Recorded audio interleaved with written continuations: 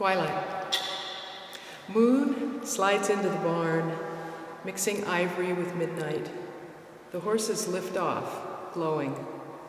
In the next room, a ladder falls over a lake, a smooth horizon of beacons.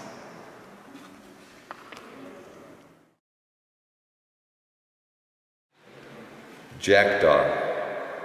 The trappings of a modern nest, announced with piercing caws, build not a shelter, but a narrative, heard both by the lecturer and the lectured, one the patron, one the server, so much exchange in which our stories have become an itemized deduction.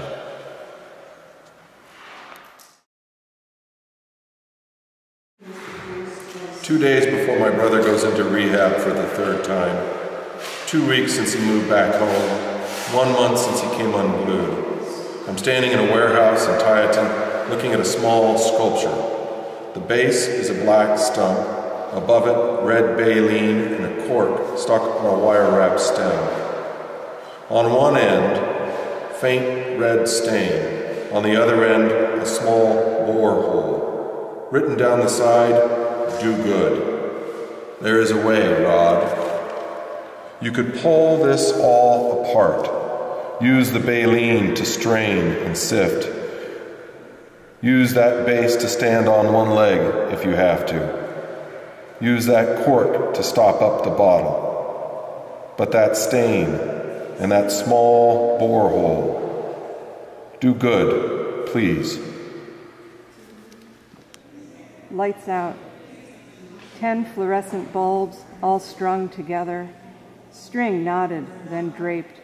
Edges slightly frayed. A bee suspended by its wing flutters, with currents wafting through decades-old rooms. This warehouse may outlive you. Its cool rooms and stone floors antidote Tieton's heat. A few rusty spots suggest messiness, yet the overall effect is of white. Brightness shining through until shadows gape. Where were you during those 2 burned-out years?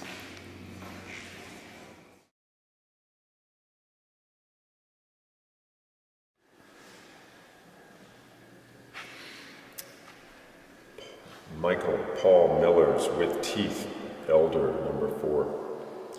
Teeth again. I'd rather not be reminded. These, just a white cast, stand alone against a dark sky with fading light behind. They're not real.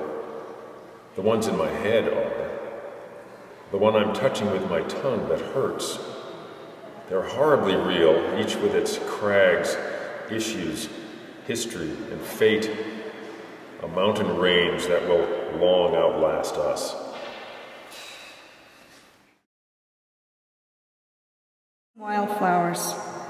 My childhood on the reservation lies in this room, on the sparkling cuffs of beaded daisies, dogwood blossoms, green vines laid against shimmering blue, a beading tradition passed from grandmothers to their young.